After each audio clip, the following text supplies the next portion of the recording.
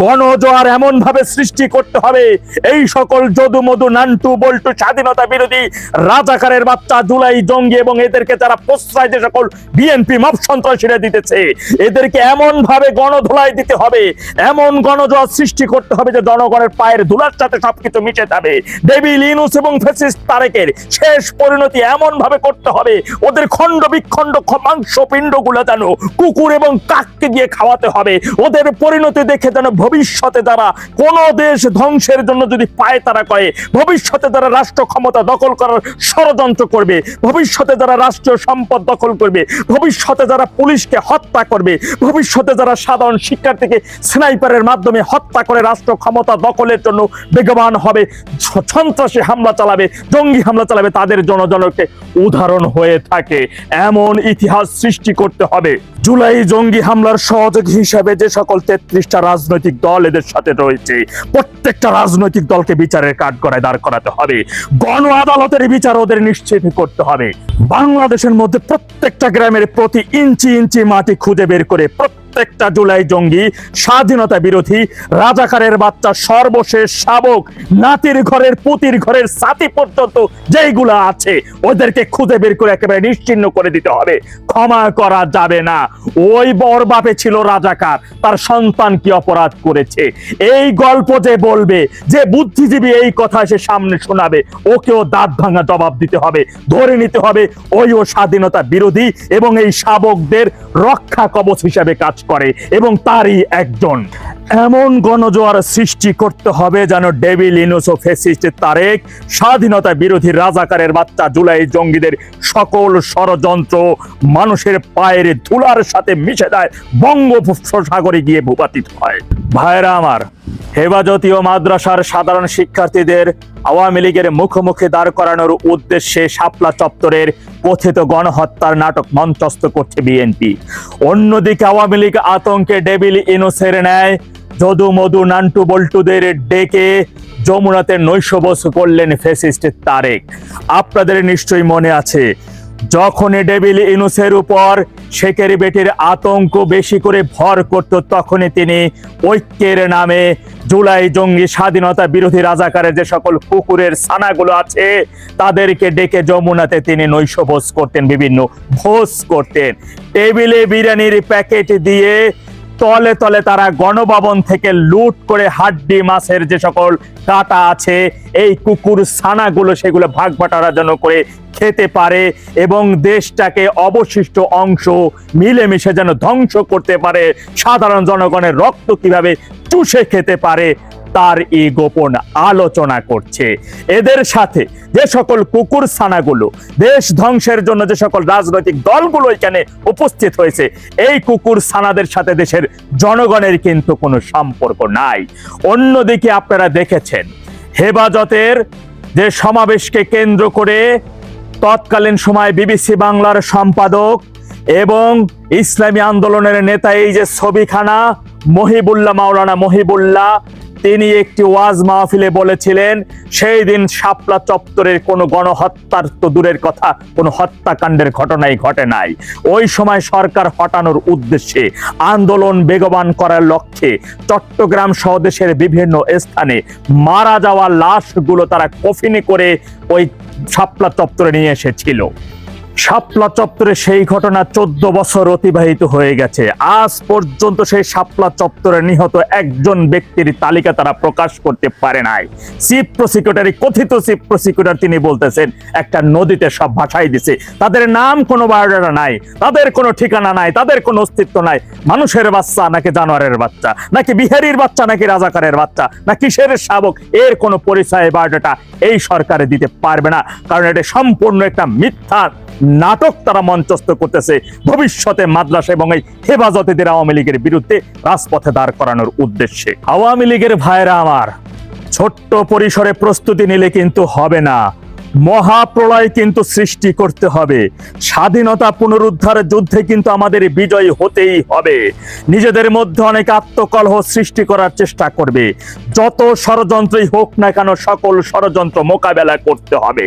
এবং শেখের বেটি যখন চূড়ান্ত ডাক দিবেন, লগি বৈঠা এবং টাড়া, এক ফুলের টাড়ায় হবে না, 2 ফুল 3 ফুল, ওই যে ফুলকুচি গুলো আছে, যার যে ভাষায় যে আঞ্চলিক বিভিন্ন ভাষার নাম থাকতে পারে, সেইগুলো নিয়ে মাঠে নামতে হবে। কি এখানে মানে আমরা অমুক মামলা করেছি, আমরা অমুক জনকে ধরেছি, আমরা অমুক জনকে ছেড়ে দিয়েছি, আমরা অমুক খাল পরিষ্কার করেছি, অমুক ড্রেন পরিষ্কার করেছি, এইটা কি একটা সরকারের মানে অ্যাচিভমেন্ট কিনা, নাকি এটা সরকার রুটিন কাজ? কোনটা অ্যাচিভমেন্ট আর কোনটা রুটিন কাজ, এটা যদি পার্থক্য ঠিক না করতে পারে একটা সরকার, তাহলে তো, এবং সরকারের যে ধরেন যে প্রেস স্টেটমেন্টটা যে 5 মান্থস অ্যাচিভমেন্ট বলে তারা যেটা দাবি করছেন, তারা কি অ্যাচিভমেন্ট কি জিনিস এবং নর্মাল কাজ কি জিনিস, সাফল্য কি জিনিস, সাফল্য কি জিনিস? আপনার পরীক্ষা পাশ করা কি সাফল্য? পরীক্ষা পাশ করা এটা তো আপনার নর্মাল কাজ একটা, এটা পাশ করা উচিত, আপনার পাশ করতে হবে, তাই না? পরীক্ষা ফেল করা তো, পাশ করাটা হলো আপনার কাজ, এটা নর্মাল কাজ। আপনি রুটিন সারা বছর পরে পড়বেন, আপনি নর্মালি পাশ করে যাবেন। আর সাফল্য কোনটা? সাফল্য হলো আপনি যখন ভালো গ্রেড পান, সেটারে আপনার সাফল্য হতে পারে। মানে ইনসান্স মানে এটাই তো স্বাভাবিক হওয়ার কথা, মানে একটা স্বাভাবিক জীবনে এটাই তো স্বাভাবিক কথা। তো সরকারের সকল স্বাভাবিক কাজগুলোকে তারা সাফল্য হিসেবে সামনে নিয়ে আসছে।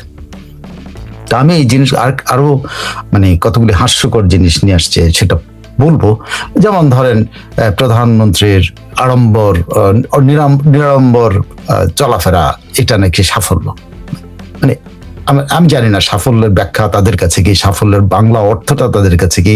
এরা নাকি ইংরেজ দেশে পড়াশোনা করে, সাকসেসের ইংরেজি থেকে ইংরেজির অর্থটা কি?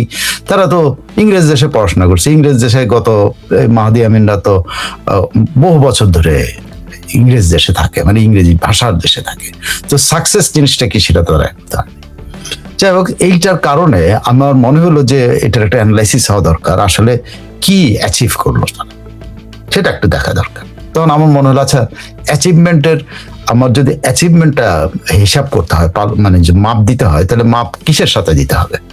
মাপ সাধারণভাবে সরকার প্রধান যে ঘোষণাগুলো দিয়েছেন, সেই ঘোষণাগুলোর কতটুকু অ্যাচিভমেন্ট হয়েছে সেটাই তো আমরা দেখবো, তাই না? তো সরকার প্রধানের ধরেন যদি বড় ধরনের ঘোষণা থাকে, সেই বড় ধরনের ঘোষণা হলো, একটা হলো তিনি দেশে ফিরে যেটা পূর্বাচলে বক্তাইছেন, আই হ্যাভ এ প্ল্যান। আমি বলছি আচ্ছা, আমি মনে করলাম না ওইটা ধরার দরকার নাই, ওনার এরপরে সবচেয়ে গুরুত্বপূর্ণ বক্তব্যটা কোথায় ছিল? তো সবচেয়ে গুরুত্বপূর্ণ বক্তব্যটা ছিল ওনার ফার্স্ট মানে ক্যাবিনেট মিটিং এর পরে জাতির উদ্দেশ্যে বক্তৃতা। পরের দিন সন্ধ্যাতেই তিনি বক্তৃতা দিলেন। তো সেই বক্তৃতাটা আমি বের করে আমি পড়লাম, পুরোটাই পড়লাম। আমি অনেক সময় লেগে যাবে, নাহলে আপনাদেরকে পুরো বক্তৃতাটাই পড়ে শোনাতাম, কিন্তু আমার দরকার নেই, আপনাদের বিরক্তির কারণ ওনার বক্তৃতা পুরো শোনার দরকার নেই। বাট ওনার কি কি কমিটমেন্ট ছিল, what were his commitments, তার কমিটমেন্টস গুলো কি ছিল? তো সেই কমিটমেন্ট গুলো খুঁজতে গিয়ে দেখলাম ওনার বেশি বড় ইয়ে না, নাতি একটা ছোটখাটো বা নাতি দীর্ঘ বলতে পারেন একটা বক্তৃতার মধ্যে উনি যে পয়েন্টগুলো আমি বাছাই করতে পারলাম, যেটা দিয়ে সাফল্য বিচার করা যেতে পারে, সেটা হলো উনি একটা নিরাপদ বাংলাদেশ গঠনের অঙ্গীকার করেছিলেন সেই প্রথম বক্তৃতায়। তিনি আইনের শাসনে যে শেষ কথা, এটার উপরে জোর দিয়েছিলেন, মানে এটাই হলো ওনার একমাত্র আইনের শাসন উনি প্রতিষ্ঠা করবেন। তারপর ওনার ইয়ের মধ্যে ছিল যে সমান অধিকার, মানে পাহাড়ে সমতলে সবার মানে ধর্ম বর্ণ নির্বিশেষে সবার সমান অধিকার উনি প্রতিষ্ঠা করবেন। তারপরে সেখানে তিনি বলেছেন যে নিরবিচ্ছিন্ন গ্যাস, বিদ্যুৎ, পানি নিশ্চিত করবেন দেশবাসীর জন্য। তিনি নিশ্চিত করবেন বলছেন দ্রব্যমূল্যের নিয়ন্ত্রণ, যদিও এটা মানে স্বাভাবিক যে কোনো সরকার এটা করবে, কিন্তু আরেকটা বড় ইয়ে উনি ঘোষণা করেছেন, সেগুলো সিন্ডিকেট ভাঙার ঘোষণা দিয়েছেন। এইগুলো যদি আমরা আসি, এইগুলো যদি আমরা দেখি এবং তার পরিবর্তে যদি এগুলোর আলোচনা আমরা করব, তার পরিবর্তে যে এবং যদি ওনার আই হ্যাভ এ প্ল্যানের, এখানে আই হ্যাভ এ প্ল্যান উনি বলেছেন যে আমার একটা প্ল্যান আছে এবং এই প্ল্যান আমরা যে প্রতিশ্রুতি দিয়েছি প্রতিশ্রুতি বাস্তবায়ন করব এবং আমার একটা প্ল্যান আছে সেটা পরিকল্পনা অনুযায়ী বাস্তবায়ন করব। প্ল্যানের কথা বলছেন, যেহেতু প্ল্যানের কথা বলেছেন তো স্বাভাবিকভাবে ওনার যে প্ল্যানের মধ্যে উনি কি প্রায়োরিটি দিয়েছিলেন, যখন প্ল্যান ঘোষণা করেন তখন তো উনি কোনো প্রায়োরিটি প্ল্যানের মধ্যে কি আছে কিছুই ঘোষণা করেন নাই। কিন্তু ওইখানে যে আই হ্যাভ এ প্ল্যানের যে বক্তৃতাটা উনি দিয়েছিলেন, যেখানে আই হ্যাভ এ প্ল্যানের কথা, যেখানে উনি কোনো পরিকল্পনা বলেন না, পরবর্তীতে সরকারের মন্ত্রীরা বলেছিল যে মন্ত্রণালয়গুলিকে নির্দেশ দেওয়া হয়েছে এই প্ল্যান অনুসারে একটা পরিকল্পনা দাঁড় করানোর জন্য। তো সেটার এখন পর্যন্ত আমরা কোনো দৃশ্যমান কিছু দেখিনি। তো সেই বক্তৃতাতে উনি কি বলেছিলেন তার 3টা ইমিডিয়েট প্রায়োরিটিজ এর কথা উনি বলছেন, একেবারে তাৎক্ষণিক 3টা প্রায়োরিটি উনি ঠিক করেছিলেন। একটা হলো ইনক্লুসিভ বাংলাদেশ। ওখানে কিন্তু ইনক্লুসিভ বাংলা মানে ওনারা যে রেইনবো কান্ট্রি করা বা রেইনবো নেশন তৈরি করার যে অনেক আগে থেকে মির্জা ফখরুল ইসলাম আলমগীর অনেক বলেছেন তাদের নেতা রেইনবো নেশন করবেন, রেইনবো নেশন বানাবেন, রেইনবো নেশন রিকনসিলিয়েশন করবেন, অনেক কিছু। তো সেখানে উনি যেটা ঘোষণা দিয়েছেন যে একটা ইনক্লুসিভ বাংলাদেশ হবে, যে দেশে সকল ফেইথের মানুষ, সকল মতের মানুষ একসাথে থাকবে, সকল ফেইথের মানুষ এবং সকল মতের মানুষ একসাথে থাকবে, উনি ঘোষণা দিয়েছিলেন ইনক্লুসিভ বাংলাদেশের কথা। এবং তিনি যে 3টা প্রায়োরিটি তার ছিল, তার মধ্যে আরেকটা ছিল যে তিনি রাজনৈতিক প্রতিহিংসা আর হবে না এই দেশে, এটা বলেছেন। তারপরে হলো উনি বাংলাদেশ ফার্স্ট নীতি ঘোষণা করেছেন। উনি আমেরিকা ফার্স্টের মতো, ট্রাম্প যে আমেরিকা ফার্স্ট, উনি বাংলাদেশ ফার্স্ট ঘোষণা করেছেন। ফ্যান্টাস্টিক। সো উই হ্যাভ কতগুলি পয়েন্ট আপনার কাছে আসলো যে ওনার যে প্রায়োরিটি এবং ওনার যে ইয়েগুলো, সেটা হলো একটা ইনক্লুসিভ বাংলাদেশ গড়ার ওনার অঙ্গীকার, একটা পলিটিক্যাল ভেঞ্জেন্স যেগুলো বলে প্রতিহিংসা, এগুলো দূর করার অঙ্গীকার ছিল, এবং ফরেন পলিসিতে ওনার বাংলাদেশ ফার্স্ট নীতিমালা ঘোষণা করেছিলেন। আরেকটা হলো নিরাপদ বাংলাদেশ, সেফ বাংলাদেশ গড়ার অঙ্গীকার করেছিলেন। আইনের শাসনের শেষ কথা এই অঙ্গীকার করেছিলেন। সিন্ডিকেট ভাঙার ঘোষণা দিয়েছিলেন এবং উনি বলেছিলেন যে সিন্ডিকেট ভাঙার হয়েছিল, আইনের শাসন এবং সমান অধিকার, যেটা আগেরটাতেও আছে যে উনি রেইনবো নেশন বলেন, ইনক্লুসিভ রাজনীতি, সবকিছু ওনার ঘোষণার মধ্যে আছে। এখন আসেন দেখি গত 5 মাসে ওনার দপ্তরের যে প্রধান মুখপাত্র, তিনি এই যে আমি এতগুলি পয়েন্ট বললাম এর একটাও কি অ্যাচিভমেন্ট হিসেবে পেয়েছেন, মানে কি বলে অ্যাচিভমেন্ট হিসেবে উনি দেখতে পেয়েছেন কিনা? আসেন, মানে পত্রিকার রিপোর্ট অনুসারে, এটা আমি একেবারে মানে হয়তো ওনার পুরো বক্তব্যটা আমার জানা ইয়ে নাই, কিন্তু পত্রিকার রিপোর্ট অনুসারে আপনারা দেখেন তো দেখি তিনি দিচ্ছেন 5 মাসে সরকারের সাফল্য কি। খতিয়ান, একটা খতিয়ান দিয়েছেন। সেই খতিয়ানের মধ্যে হলো যে এখন আসেন কি কি খতিয়ান দিয়েছেন। তিনি খতিয়ান দিয়েছেন হলো ওনার সাফল্যদের এই সংবাদের যেসব সরকারের যেসব সাফল্য উনি ইয়ে করছেন। শিশুর আমিষা ধর্ষণ ও হত্যা মামলার রায় 19 দিন এবং মেহেরপুরের শিশু ধর্ষণ মামলায় রায় 29 কার্যদিবসের মধ্যে সম্পন্ন করা। Very good, this is a good thing. But সারা বাংলাদেশে এই সময়কে 5 মাসে নাইলে তো আরো 100 শিশু ধর্ষণ হয়েছে, 100 নারী ধর্ষণ হয়েছে, একটা মামলা হয়েছে। তো দুটোই কি উদাহরণ দিয়ে আপনি বলতে পারেন এটা আপনার সাফল্য, নাকি আপনি জাস্ট চমক দেখাতে চেয়েছেন? বরং অনেকেই এখন অনেক মানবাধিকার আইনজীবী বলছে এই মামলাগুলো 19 দিনে শেষ করে এবং 29 দিনে শেষ করে যেসব অপরাধীকে সাজা দেওয়া হয়েছে তাদের মানবাধিকার নাকি লঙ্ঘন হয়ে গেছে। মানবাধিকার সংগঠনগুলি বলছে যে তারা প্রপারলি আদালতে রিপ্রেজেন্ট করতে পারে না তাদের আইনজীবীরা। আপনারা এত দ্রুত গতিতে এটা শেষ করে দিয়েছেন যে আইনজীবীরা বা বিরোধী পক্ষের আইনজীবীরা সেটা তাদেরকে ইয়ে করবে, সুতরাং কোশ্চেন হয়েছে উল্টা। তারপরে নারী ও শিশু নির্যাতন দমন আইনের মামলার ডেথ রেফারেন্স ও আপিল অগ্রাধিকারের ভিত্তিতে শুনানির পর মাত্র 1 মাসে 10টি রায় ঘোষণা। ফ্যান্টাস্টিক, 10টা রায় ঘোষণা দিয়েছেন। এখানেও কিন্তু অনেকে বলছেন যে আপনি আদালতে হস্তক্ষেপ করছেন, আপনি অ্যাডমিনিস্ট্রেশন থেকে আদালতে হস্তক্ষেপ, এটাও কিন্তু অনেক মানবাধিকারী বলছে যে এইখানেও আপনি হ্যাস্টি ডিসিশন নেওয়া হচ্ছে এবং আদালতের উপরে ইনফ্লুয়েন্স করা হচ্ছে, দুইটা ক্ষেত্রে আদালতের উপরে ইনফ্লুয়েন্স করা হচ্ছে। তারপর উনি যেটা সাফল্য আলোচিত তনু হত্যা মামলার আসামি এবং শরীফ ওসমান হাদি হত্যা মামলার আসামিকে পার্শ্ববর্তী দেশ থেকে গ্রেপ্তার ও দেশে প্রত্যর্পণের উদ্যোগ নেওয়ার কথা বলছেন। তো হতে পারে, কিন্তু এটা তো একটা সরকারের রুটিন ওয়ার্ক, পুলিশের রুটিন ওয়ার্ক। আমি জানি না এটা কি করে একটা সরকারের সাফল্য হিসেবে একজনটা আনতে চাওয়ার মধ্যে সাফল্যের কি আছে আমি জানি না। পুলিশের সাবেক মহাপরিদর্শক বেনজির আহমেদকে ইন্টারপোলের সহযোগিতায় দুবাইয়ে গ্রেপ্তার করা হয়েছে। উনি যে দাবিটা করছেন একেবারে মিথ্যা দাবি করেছেন, যে দুবাইয়ে যিনি বেনজির আহমেদ যে অ্যারেস্ট হয়েছেন অনেকগুলো ভার্সন আছে, কিন্তু আমাদের সরকারের কোনো মামলায় বা রিকোয়েস্টে তাকে অ্যারেস্ট করা হয়নি। রিসেন্টলি দুবাই কর্তৃপক্ষ বাংলাদেশের কাছে চিঠি দিয়েছে, উল্টো বাংলাদেশ যখন তাকে চেয়েছে তখন বলছে কি কারণে তোমরা চাও, সে কারণগুলো মোটামুটি তারা 5-7টা কারণ দিচ্ছে, সে কারণগুলো আগে লেখো কি কারণে তোমরা চাও। যদি এরকম একটা চিঠি আসে তাহলে কি আপনার মনে হয় কি কারণে তোমরা চাও দিতে পারে যদি বাংলাদেশের মামলায় তাকে অ্যারেস্ট করা হয়ে থাকে? জাস্ট সিম্পলি আমরা একদম সরল অঙ্কের মতো করে যদি আপনি ভাবি যে বেনজিরকে দুবাইয়ে যে অ্যারেস্ট করা হয়েছে, বাংলাদেশের দাবি হলো বাংলাদেশের দুদকের মামলা তাকে অ্যারেস্ট করা হয়েছে।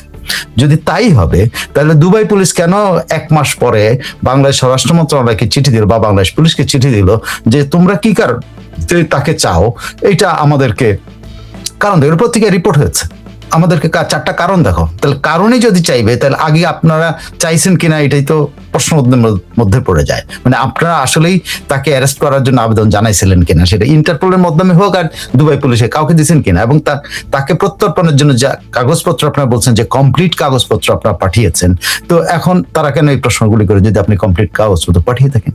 তার মানে এইটাও একটা ভুয়া দাবি যে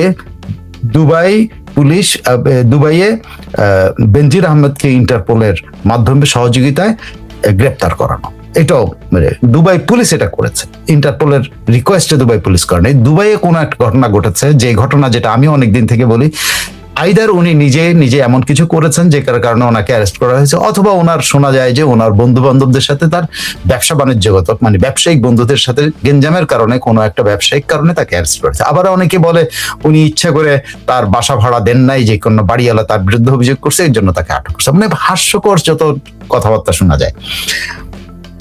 আমাদের সরকার এখন পর্যন্ত আমাদের কাছে ক্লিয়ার করে বলে নাই, বলছে যে দুদকের না, আসলে তো দুবাই পুলিশ সরাসরি করছে যে এটা দুদকের মামলায় না, মানে তাহলে তারা কারণ জানতে চাইতো না।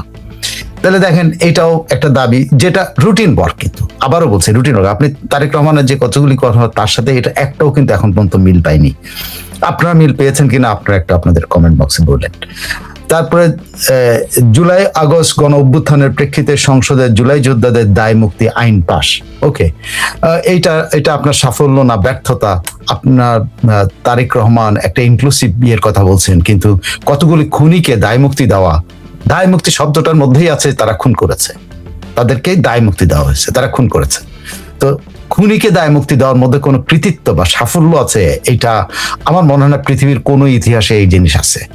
প্রেসিডেন্সিয়াল পার্ডন হয়, অনেক সময় প্রেসিডেন্সিয়াল পার্ডন দেয়, কিন্তু খুনের জন্য কোনো প্রেসিডেন্সিয়াল পার্ডন হয়েছে এটা খুন মানে কি বলা, মানে খুনি জেল না খাইটা খুন কোনো কিছু না খেয়ে সে এমনি পার্ডন পেয়ে গেছে, এমনি সে মুক্ত ঘুরে বেড়াচ্ছে, তার কোনো বিচার হয় নাই, কিছু হয় না, পৃথিবীতে এরকম কোনো ঘটনা নাই। তো আপনি এমন একটা কাজ করলেন যেটা ওনার পিতাও কিন্তু একই কাজ করেছিলেন, তারেক রহমানের পিতাও কিন্তু এরকম একটা দায় মুক্তি ইন্ডেমনিটি অধ্যাদেশ করছিলেন, যেটার কারণে বঙ্গবন্ধু হত্যাকারীদের বিচার করা সম্ভব হয়নি, কিন্তু শেষ পর্যন্ত সেই ইন্ডেমনিটি অধ্যাদেশ হাওয়ায় উড়ে গেছে, বিচার ঠিকই হয়েছে। সো এগুলো হাওয়ায় উড়ে যাবে, সো এটা কোনো সাফল্যের মধ্যে পড়ে এটা আমার জানা ছিল না, বাট ওনারা দাবি করছেন। তারপরে সন্ত্রাস বিরোধী আইনে কোনো রাজনৈতিক দল বা সংগঠনের কার্যক্রম নিষিদ্ধ করার বিধান সম্পৃক্ত করে সংসদে সন্ত্রাস বিরোধী বিল পাস।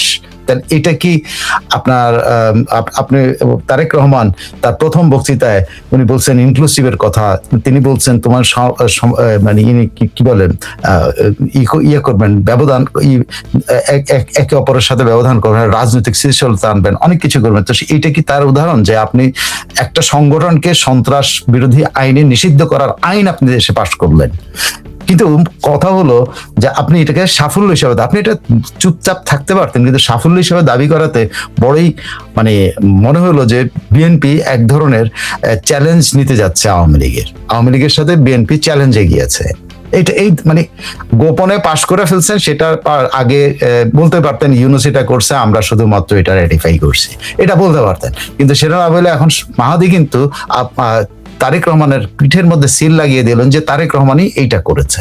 সো এইটা সাফল্য কিনা এটা আপনাদের কাছে বিচারের ভার আপনাদের কাছে, কিন্তু আমার কাছে মনে হলো বরং ইতিহাসে একটা অপরাধ হিসাবে এটা বিবেচিত হবে, যেটা আগের দায় মুক্তি জিয়াউর রহমান যেটা করেছিল সেটা যেরকম একটা অপরাধ হিসাবে চিহ্নিত হয়ে বাতিল হয়েছিল, এটাও ইতিহাসে একটা অপরাধ হিসাবে হবে। তারপরে হলো তাদের সাফল্য হলো অপশক্তি আওয়ামী লীগের রাজনীতির ক্ষেত্রে প্রাতিষ্ঠানিক ও রাজনৈতিক সিদ্ধান্ত নেওয়া। আওয়ামী লীগের রাজনীতির ক্ষেত্রে প্রাতিষ্ঠানিক ও রাজনৈতিক সিদ্ধান্ত নেওয়া। রাজনৈতিক কি সিদ্ধান্ত নিচ্ছেন তারা কিন্তু এখন পর্যন্ত বলেন নাই, কিন্তু মাহাদি আমিন আজকে জানিয়ে দিলেন। এই দিন জানি আমি অনেক একদম খুঁটিয়ে পড়ার পর এই জিনিসগুলো পেয়েছে যে মাহাদি আমিন বলছেন, অন্য কেউ কিন্তু বলে নাই যে একটা রাজনৈতিক সিদ্ধান্ত। কয়দিন আগে রিজভী আহমেদ বলছে যেটা কোর্টের ব্যাপার, কয়দিন আগে কোর্টের ব্যাপার, স্বরাষ্ট্রমন্ত্রী বলছেন কোর্টের ব্যাপার, সবাই বলতেছে এটা কোর্টের ব্যাপার। আর মাহাদি আমিন যিনি মানে একজন প্রধানমন্ত্রীর উপদেষ্টা, তিনি দাবি করছেন যে আওয়ামী লীগের অপশক্তি আওয়ামী লীগের রাজনীতির ক্ষেত্রে প্রাতিষ্ঠানিক ও রাজনৈতিক সিদ্ধান্ত নাও। প্রাতিষ্ঠানিক ও রাজনৈতিক মানে রাজনৈতিক সিদ্ধান্তের দায়ও কিন্তু তারেক রহমানের পিঠের মধ্যে কিন্তু দিয়ে দিলেন। কিন্তু আদৌ তার দলের সাথে উনি কথা, ওনার দলের মিটিং হয়েছে এরকম কোনো জানাই না যে মিটিং এ ওনারা সিদ্ধান্ত নিয়েছেন যে আওয়ামী লীগকে রাজনৈতিকভাবে নিষিদ্ধ করতে হবে। এটা আমার জানা মতে আমি শুনি নাই, আমি এখন পর্যন্ত এরকম কোন বিএনপির সেন্ট্রাল কমিটির এরকম কোন কর্মকাণ্ড আমি শুনি নাই। বিএনপির কি বলে একটা চেয়ারপারসনের যে কমিটি আছে সেটা ওই যে কি ওদের কয়েকজন মিলে যে স্থায়ী কমিটি এরকম কোন সিদ্ধান্ত নিচ্ছে, সেন্ট্রাল কমিটি এরকম কোন সিদ্ধান্ত নিচ্ছে এটা আমার জানা নাই। বাট এটা কিন্তু রেজিস্ট্রি হতে পারে, এটা কিন্তু ভবিষ্যতে ডিগিং হতে পারে যে বিএনপি একটা রাজনৈতিক সিদ্ধান্ত নিয়েছে যেটা বিএনপি কখনো প্রচার করেনি, মাহাদি আমিন এটা ডিসক্লোজ করেছে। প্রাতিষ্ঠানিক সিদ্ধান্ত বলতে সরকারি সিদ্ধান্ত, তার মানে বিএনপি সরকার আওয়ামী লীগকে নিষিদ্ধ রাখার সিদ্ধান্ত নিয়েছে, সেটা তো ওই যে দায়মুক্তি কি বলে সংসদে পাশ করার মাধ্যমে সেটা প্রকাশিত হয়েছে। তো এটা ওদের সাফল্য। আপনি দেখেন কতগুলো ক্রিমিনাল কাজকে সাফল্য হিসেবে নিয়েছে। এক, জুলাই যোদ্ধাদের দায় মুক্তি একটা ক্রিমিনাল কাজ হিসাবে ভবিষ্যতে চিহ্নিত হবে। সন্ত্রাস বিরোধী আইনে কোনো রাজনৈতিক দল আর সংগঠনের কার্যক্রম নিষিদ্ধ করার বিধান সম্পৃক্ত সংসদের সন্ত্রাস বিরোধী বিল পাস, এটাও একসময় সংসদে দেখবেন বাতিল হবে। সো এটাও একটা ক্রাইম হিসাবে, যদি বাতিল হয় তাহলে এটা একটা ক্রাইম, একটা খারাপ কাজ হয়েছে বলে চিহ্নিত, এটা একদিন বাতিল হবে। আমি আজ হোক কাল হোক আপনাদের বলতে পারি এই আইনটা থাকবে না। 3, প্রাতিষ্ঠানিক এবং রাজনৈতিক সিদ্ধান্ত নিয়েছে আওয়ামী লীগের রাজনীতির ক্ষেত্রে, অপশক্তি আওয়ামী রাজনীতিতে। সো আপনার সাফল্য হিসেবে যেগুলো দাবি করা হলো, মাহাদি আমিন যেগুলো দাবি করলো, এর মধ্যে 3টা বড় দাবি হলো মানে ক্রিমিনাল অ্যাক্টিভিটির সাথে জড়িত। ক্রিমিনালদের দায় মুক্তি দেওয়া, আওয়ামী লীগকে নিষিদ্ধ করার বিল পাস করা, এবং দল হিসেবে বিএনপি এবং সরকার রাজনৈতিক সিদ্ধান্ত নিয়েছে আওয়ামী লীগকে রাজনীতির বাইরে রাখার, এটা ওনার বক্তব্য। আর সাফল্যের মধ্যে দাবি করছেন দণ্ডপ্রাপ্ত আওয়ামী লীগ নেত্রী শেখ হাসিনাকে ফিরিয়ে আনার পদক্ষেপ, এটা তো কেয়ারটেকার গভর্নমেন্ট চেয়েছে, আপনারা হয়তো একটা বাড়তি চিঠি দিয়েছেন। বিদ্যুৎ ব্যবহারে প্রিপেইড মিটারে ধার্যকৃত মাসিক চার্জ প্রত্যাহার, এটা নাকি সাফল্য, এটা একটা রুটিন কাজ। আপনি রুটিন কাজে গ্রামীণ স্বাস্থ্যসেবা জোরদার, উপজেলা হাসপাতালগুলো 101 শয্যায় উন্নীতকরণ, উপজেলা হাসপাতালগুলোতে আইসিইউ সুবিধা সহ জরুরি বিভাগ, ইনডোর ও আউটডোর সেবা, আধুনিক প্যাথোলজি সুবিধা সার্বক্ষণিক চালু। আপনার কেউ বলতে পারবেন, আপনার যে যেখানে আছেন, বাংলাদেশের যেখানে আছেন, কোন উপজেলাতে এতগুলি 101 শয্যায় উন্নীতকরণ হয়ে গেছে? উপজেলাগুলোতে আইসিইউতে সুবিধা সহ জরুরি বিভাগ খোলা হয়েছে, ইনডোর খোলা হয়েছে, আউটডোর খোলা হয়েছে, আধুনিক প্যাথোলজি সুবিধা সার্বক্ষণিক চালু করা হয়েছে। ইনডোর আউটডোর এগুলো সবসময় আছে, নতুন করে কি খোলা হয়েছে আমি জানি না। জরুরি বিভাগ সবসময় আছে, এটা নতুন করে কি খোলা হয়েছে? আইসিইউ সুবিধা মানে উপজেলা স্বাস্থ্য কমপ্লেক্সে থাকার কথা, কিন্তু ওনারা বলছেন যে ওনার উপজেলা স্বাস্থ্য আধুনিক প্যাথোলজি সুবিধা সার্বকর 5 মাসের মধ্যে আধুনিক প্যাথোলজি সুবিধা। মানে আপনি কাকে, এটা কি কানা বা বোবা বা কিনা যে বুদ্ধিহীন মানুষ ভাবতেছেন আমাদের সবাইকে? এত সব করে ফেলছেন, বিশ্বাস করবে কেউ? তারপর প্রতিটি ইউনিয়নে প্রাথমিক হেলথ কেয়ার ইউনিট গঠন ও ঘরে ঘরে স্বাস্থ্য পরীক্ষা এবং হেলথ স্ক্রিনিং কার্যক্রম চালু। আপনার কারো ঘরে ঘরে স্বাস্থ্য পরীক্ষার ব্যবস্থা হয়েছে, হেলথ স্ক্রিনিং ব্যবস্থা হয়েছে? কেউ বলতে পারবেন? একজন আপনাদের মধ্যে যে একজন যদি আমাকে বলতে পারেন যে হ্যাঁ ভাই এটা হয়েছে? সারা বাংলাদেশে ওনারা এগুলো করে ফেলছেন। বলেন কে? এইটা হলো মানে এর চাইতে মিথ্যাচার আর কি হইতে পারে? যে গ্রামীণ স্বাস্থ্য সেবা জোরদার করা হয়েছে, উপজেলা হাসপাতালগুলো 101 শয্যায় উন্নীতকরণ হয়েছে, উপজেলা হাসপাতালগুলোতে আইসিইউ সুবিধা সহ জরুরি বিভাগ চালু হয়েছে, ইনডোর আউটডোর সেবা চালু করেছেন, যেগুলো স্বাভাবিকভাবে আগেই থাকা উচিত, জরুরি বিভাগ আগেই থাকা উচিত। আধুনিক প্যাথোলজি সুবিধা সার্বক্ষণিক চালু করা হয়েছে। সার্বক্ষণিক আধুনিক প্যাথোলজি হলো আমার জানা নাই, আমি শুনি নাই। তারপর প্রতিটা ইউনিয়নের প্রাথমিক হেলথ কেয়ার ইউনিট নাকি গঠন করা হয়েছে এবং ঘরে ঘরে স্বাস্থ্য পরীক্ষা বা হেলথ স্ক্রিন কার্যক্রম চালু করা হয়েছে। কেউ এই সুবিধা পেয়েছেন কিনা আমি এক্স্যাক্টলি জানি না। আপনার সাফল্যের মধ্যে আরো কি কি আছে জানেন? ঘোষণা। এবার আসেন, পরিবেশ সুরক্ষায় দেশ জুড়ে আগামী 5 বছরে 25 কোটি বৃক্ষরোপণ কর্মসূচির ঘোষণা নাকি একটা সাফল্য। ঢাকা রাত দূষণ মুক্ত করতে প্রাথমিকভাবে 250টি পরিবেশ বান্ধব বৈদ্যুতিক বাস চালুর ঘোষণা। সড়কে এআই ক্যামেরা ঘোষণা। চট্টগ্রাম বন্দরে স্বয়ংক্রিয় কার্গোস রিলিজ ব্যবস্থা চালু এবং ঢাকার যানজট নিরসনে 4টি আন্তজেলা বাস স্ট্যান্ডের মহানগরের বাইরে নেওয়ার নির্দেশ। এগুলো হলো সাফল্য। আরো অনেক অনেক সাফল্যের কথা আমি এখন বললে আপনারা আমার উপর বিরক্ত হতে পারেন। এবং লাস্ট সাফল্য কি জানেন?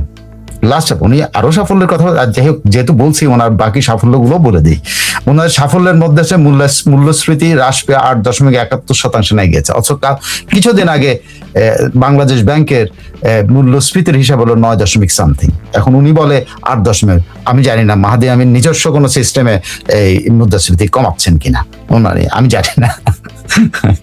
আচ্ছা, রিজার্ভ ওনাদের সাফল্য। রিজার্ভ হলো বাংলাদেশের শ্রমিকরা পাঠায়, সেটা হলো সাফল্য। বাংলাদেশের মানুষ দেশ থেকে বিদেশ থেকে পাঠায়, কখনো বেশি পাঠায় কখনো কম পাঠায়। আমাদের খরচ যখন বেড়ে যায় তখন রিজার্ভ কমে যায়, খরচ যখন কমে তখন রিজার্ভ বাড়ে। বেসিক্যালি হলো এটা, বাংলাদেশের মানুষ সব সময় টাকা পাঠাচ্ছে। এখন সাফল্যের মধ্যে উনি আসছেন কিছু সাফল্যের কথা না বললেই নাই, যেগুলো ওনারা শুরু করেছেন সেগুলো হলো ফ্যামিলি কার্ড, কৃষক কার্ড, তারপরে এইসব কতগুলি কার্ড ওনারা চালু করেছেন এবং ব্যাংকে কি একটা কার্ড চালু করবেন, তারপর সার্বজনিক কার্ড চালু করবেন, এইসব ঘোষণা। এখন দেখেন তারেক রহমান যে তার লক্ষ্য এবং উদ্দেশ্য, আমি জানি ওনার যে লক্ষ্য এবং উদ্দেশ্য এগুলো 5 মাসের অবশ্যই না। এটা যে আমার মতো আমরা এরকম আবদার করাটাও অন্যায় যে 5 মাসের মধ্যে তিনি একটা নিরাপদ বাংলাদেশ গড়ে তুলতে পারবেন, তিনি একটা আইনের শাসনের শেষ কথা এটা নিশ্চিত করতে পারবেন, দ্রব্যমূল্য একেবারে নিয়ন্ত্রণ নিতে পারবেন, সিন্ডিকেট ভেঙে ফেলবেন, সমান অধিকার নিশ্চিত করবেন, তারপরে ওনার প্রতিশ্রুতি অনুযায়ী গ্যাস বিদ্যুৎ পানি সরবরাহ একেবারে নিশ্চিত করবেন। এগুলো আমি বিশ্বাস করি না। আমি কখনো এটা কোনো বাস্তববাদী মানুষ এটা বিশ্বাস করতে পারে না। বা কোনো একটা প্ল্যানের যদি 60%ও মানে সফলভাবে বাস্তবায়িত হয় তাহলে কিন্তু অনেক কিছু। বাদ দেন 60%, 5 মাসে যদি আপনি 5 বছর ধরেন, 5 মাসের যদি একটা হাফ ধরেন মানে 6 মাসের এখানে কিছু চিত্র তো আমাদের সামনে বেশি আসা উচিত ছিল। নিরাপদ বাংলাদেশের কোন চিত্র আপনার দেখতে পাচ্ছেন? সারা বাংলাদেশে যেভাবে অ্যাক্সিডেন্ট হচ্ছে, যেভাবে মানুষ মারা যাচ্ছে, যেভাবে মব করে মানুষ, এই যে আজকেও আপনি দেখবেন যে গণপিটুনি দিয়ে একজন মহিলাকে পিটিয়ে মেরে ফেলা হয়েছে। ইয়াতে সাভারে একজনকে গণপিটুনি দিয়ে একটা কি যেন রিক্সা চোর বলে গণপিটুনি দিয়ে মেরে ফেলা হয়েছে। মানে গণপিটুনি, এই সেই নিরাপদ বাংলাদেশ। স্বাস্থ্যের অবস্থা আপনি যদি দেখেন, স্বাস্থ্য নিয়ে তো ওনারা অনেক দাবি করলেন। আজকের হিসাবে সরকারের হিসাবে 850-এর উপরে হামে মারা গেছে সরকারি হিসেবে। আর আমি তো সবসময় এটা ডিসপিউট করি, সবসময় আপনাদের বলি যে এই হিসাবটা শুধুমাত্র সরকারি হাসপাতালের হিসাব, এই হিসাবটা সারা বাংলাদেশের হিসাব না। সারা বাংলাদেশে যত ছোট ছোট ক্লিনিক হসপিটাল আছে বেসরকারি বিশেষ করে, এগুলোর কোনো হিসাব এখানে আসে না। 2 নম্বর হলো সারা বাংলাদেশের 60% মানুষ এই পর্যন্ত পৌঁছাইতে পারে না। 60% মানুষ কিন্তু হাসপাতাল পর্যন্ত পৌঁছাতে পারে না, তার আগেই কিন্তু বাচ্চাগুলো মারা যায়। তো সেই বাচ্চাগুলো কত হাজার মরছে সেটা কি এখন পর্যন্ত সরকারের তরফ থেকে আমি সরকারের কোনো মন্ত্রীকে ওই নিয়ে কথা বলতে দেখি না, প্রধানমন্ত্রীকে তো নাই।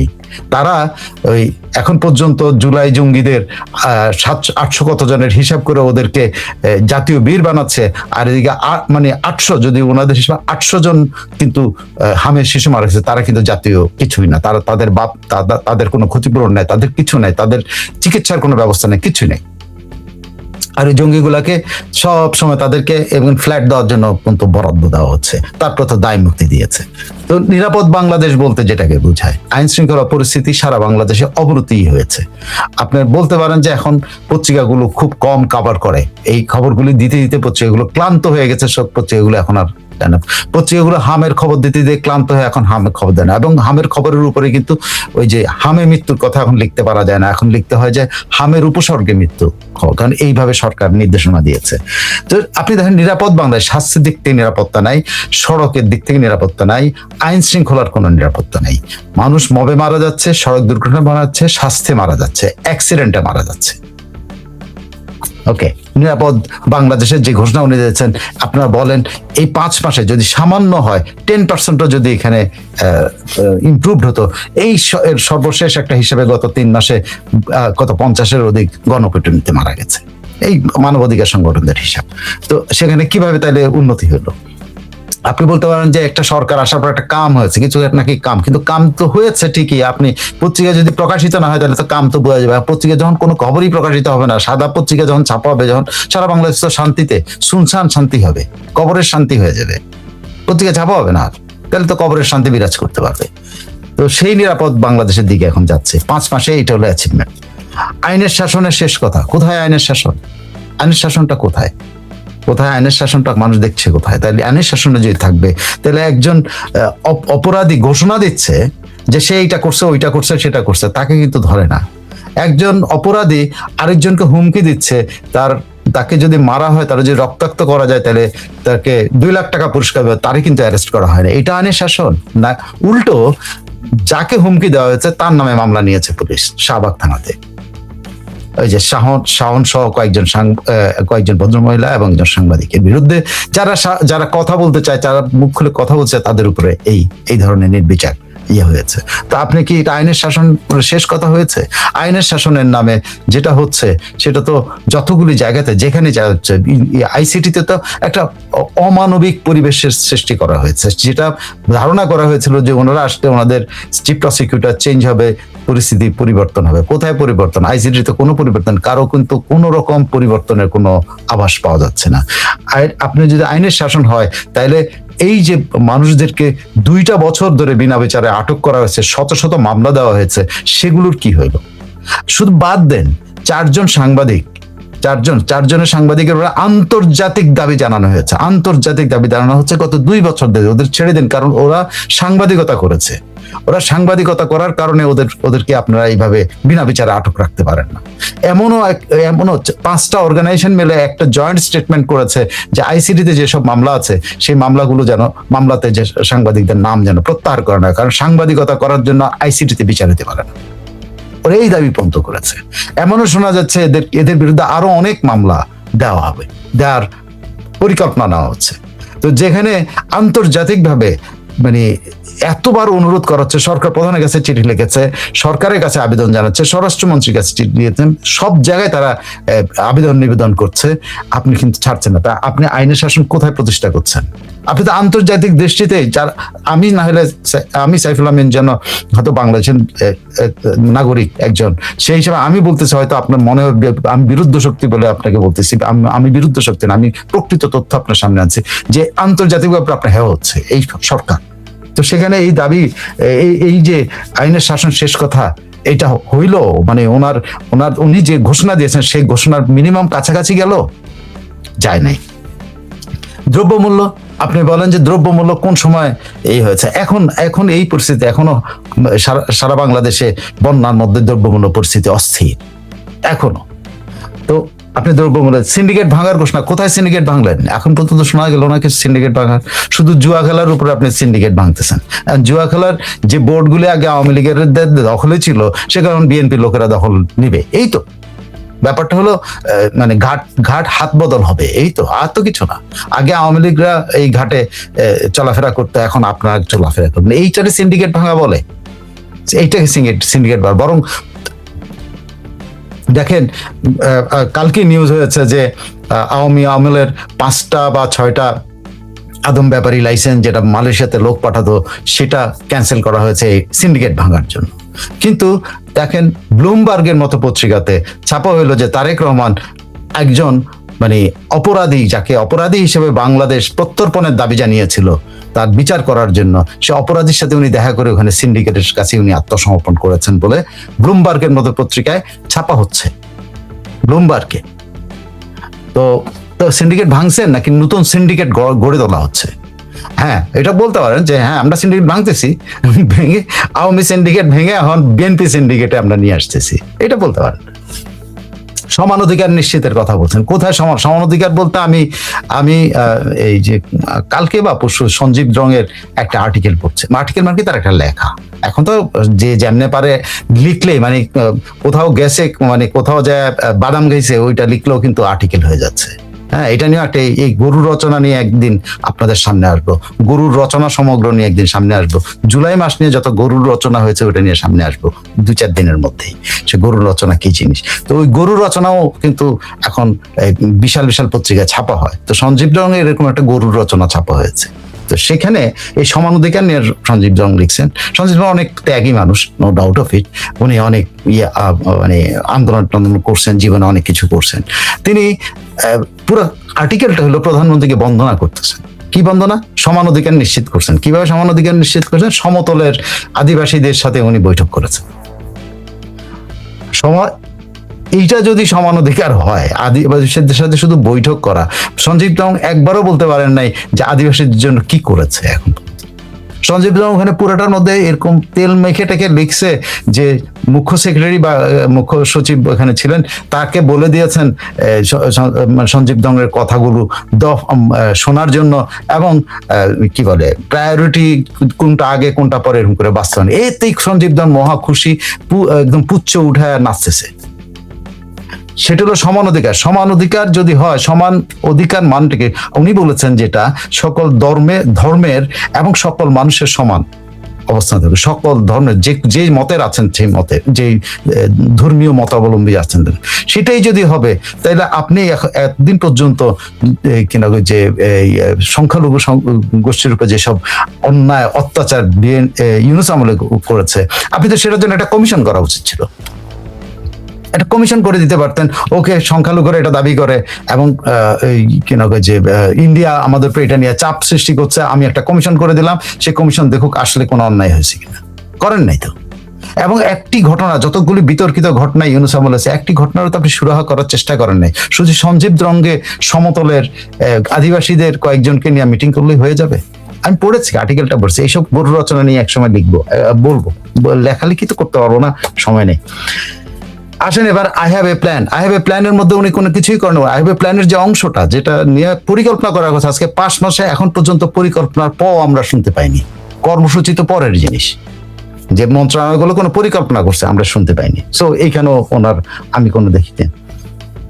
তারপরে যেটা গ্যাস, বিদ্যুৎ, পানি নিশ্চিত করবেন আরবান, আচ্ছা তো গ্রামের তো পারবে না, আরবান মানুষের করবে। আপনারা যারা শহরে থাকেন তারা বিদ্যুৎ কতক্ষণ পান বলেন তো? এবং 2024 আগস্টের আগে বিদ্যুৎ কি পরিমাণ পেতেন তুলনা করলে বলবেন তাহলে অ্যাচিভমেন্টটা কোথায়? পানি সুপেয় পানি এখন পর্যন্ত বাংলাদেশে সাপ্লাই করা গেছে? বা উনি কোনো উদ্যোগ নিয়েছেন শুনেছেন? শুনি নাই আমি।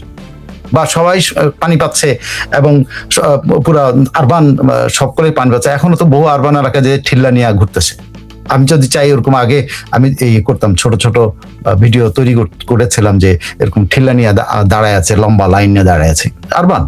এই আশেপাশে এই বনানী গুলশানের আশেপাশে যে বস্তিগুলো আছে না, যে কি সব বস্তি, কি কড়াইল বস্তি রয়েছে, এইসব এলাকা অনেক জায়গায়। তো আপনি সুপেয় পানির ব্যবস্থা করছেন, বিদ্যুৎ তো মানে সারা বাংলাদেশে তো নাই। আর এখন শহরে সবাই মানে লোডশেডিং কি জিনিস যেটা ভুলে গিয়েছিল বাঙালি, সেই লোডশেডিং এখন সবাই এখন চিনতে পেরেছে আবারও। গ্যাস কালকেও আপনি দেখেন সারা বাংলাদেশে তিতাস দিয়েছে যে সারা বাংলাদেশে তিতাসের গ্যাসের সাপ্লাই লো থাকবে, প্রেশার লো থাকবে, কালকে ঘোষণা দিয়েছে। সো আপনি বলেন যে ওনার যে আই হ্যাভ এ ড্রিমের আন্ডারে যে ঘোষণাগুলো যেটা পূর্বাচলে দিয়েছিলেন, পূর্বাচলের ঘোষণা বলছেন ন্যাশনাল রিকনসিলেশনের ঘোষণা দিয়েছিলেন, সেটা কই? আপনি তো আরো বিভেদ তৈরি করেছেন। ন্যাশনাল রিকনসিলেশন না শুধু, আপনি তো এখানে যেটা যদি যে 3টা পয়েন্ট যদি আপনার দেখেন যে ওনার ওই ঘোষণার মধ্যে যেটা আছে 3টা পয়েন্ট, 1 মিনিট আমি এক minute please, I am so sorry. দেখেন ওনার যে পয়েন্ট, আমি 3টা পয়েন্টের কথা, সবগুলো পয়েন্ট নিয়ে আমি করতে চাই না, আলোচনা করতে চাই না, অনেক লম্বা হয়ে গেছে। তার 3টা ইমিডিয়েট প্রায়োরিটিস ছিল, সে 3টা ইনক্লুসিভ বাংলাদেশ সেটা তো হয় নাই, আপনি আরো ডিভাইসিভ বাংলাদেশ করলেন। আওয়ামী লীগের উপরে আপনার মাহাদি আমিন ঘোষণা দিচ্ছে রাজনৈতিক সিদ্ধান্ত নিয়েছেন একে দমন প্রেরণ করবেন, এটা আমার জানা নেই মাহাদি আমিনের ঘোষণা কোত্থেকে দিয়েছেন। তারপর পলিটিক্যাল ভেঞ্জেন্স, আপনি রাজনৈতিক প্রতিশোধ আপনি করবেন না বলে আপনি ঘোষণা দিয়েছেন, এবং আপনি ঘোষণা দিয়েছেন যে বাংলাদেশ ফার্স্ট। তো রাজনৈতিক প্রতিহিংসা অব্যাহত আছে, ইনক্লুসিভ বাংলাদেশ হয় নাই, কোনো এই ধারে পাশেও যাইতে পারেন নাই, এবং ফরেন পলিসিতে যে হিন্ট দিয়েছেন বাংলাদেশ ফার্স্ট ঘোষণাটা দিয়েছেন, বাংলাদেশ ফার্স্ট অবস্থাটা কি সেটা তো আমাদের কাছে এখন পর্যন্ত ক্লিয়ার না। শুধুমাত্র যা চীনে গিয়া একটা সফর এবং মালয়েশিয়া গিয়া বিতর্কিত হওয়া এবং চীনে যা বিতর্কিত, বাংলাদেশ ফার্স্ট এই পলিসি কিনা এটা আমি আপনাদের কাছে ছেড়ে দিলাম এই আলোচনাটা। তবে হ্যাঁ, আমি 11টার সময় একটা এপিসোড নিয়ে আসবো, সেগুলো সার্গিও গোর বাংলাদেশে আসছে, সে সার্গিও গোর কেন আসতেছে সেখানে আমি কিছু বাংলাদেশ ফার্স্ট নিয়ে আলোচনা করব, কারণ এইখানে আর কনফ্লিক্ট করতে চাচ্ছি না।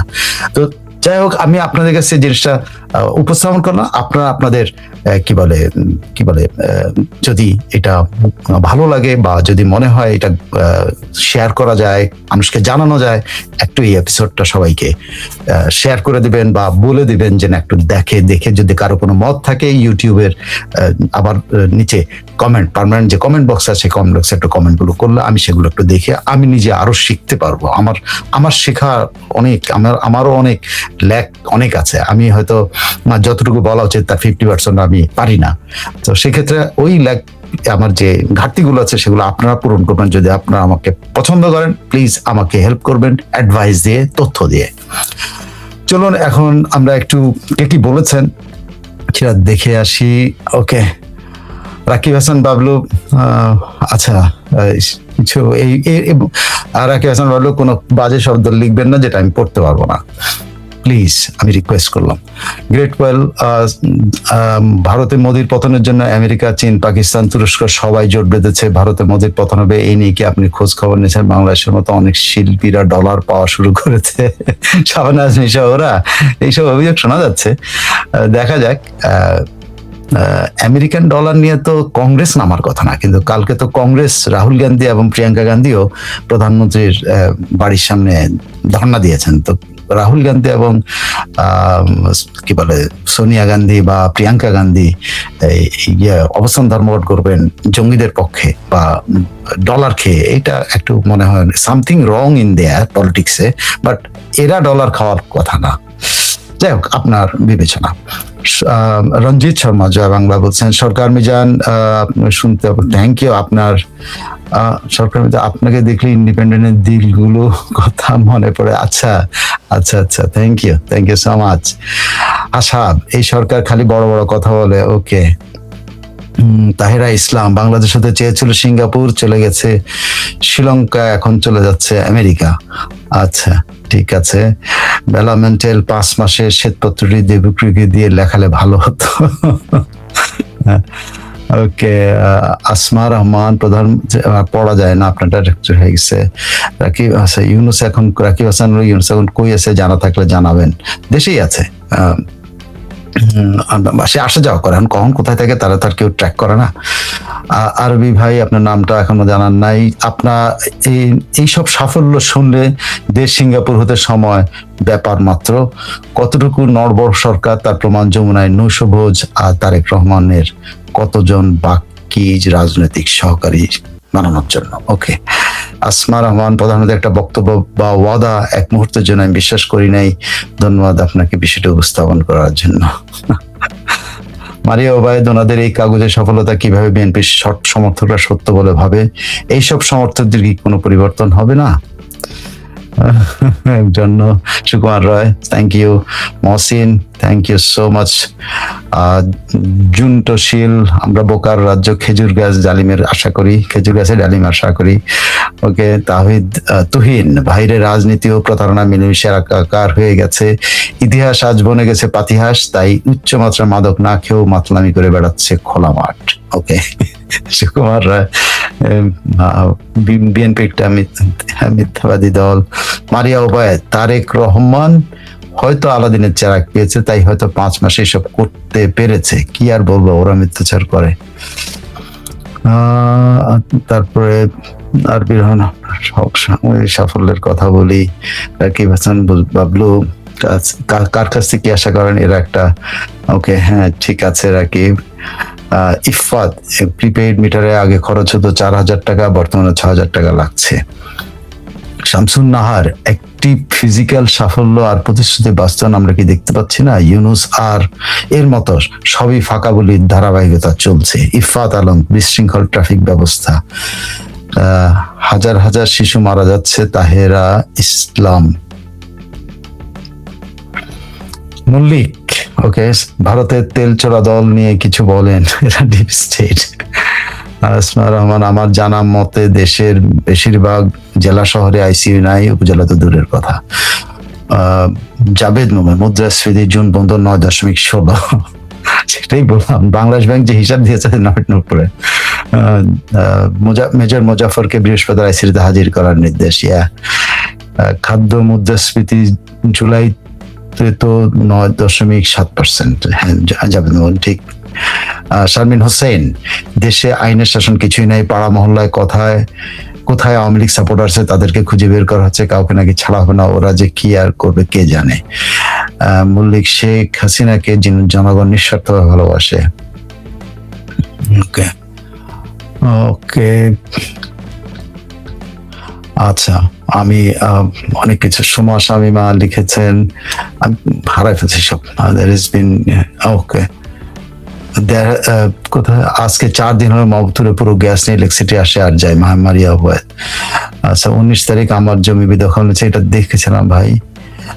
আপনি আপনার সাথে কেএমএসডি কে আপনাকে যোগাযোগ করতে বলছে বিপুল টকের ওখানে, আপনি একটু যোগাযোগ করেন। সময় 5 মাস সময়টা এক হতে পারে, কিন্তু কাজের ধরন, প্রেক্ষাপট আর পেছনে বাস্তব একেবারে আলাদা। অ্যারেস্ট হয়ে আছে অলরেডি। তাহেরা ইসলাম, হিল সিভার্স, you show and lightens me, thank you. সময় পেটের ক্ষুধা, বাজারের দর,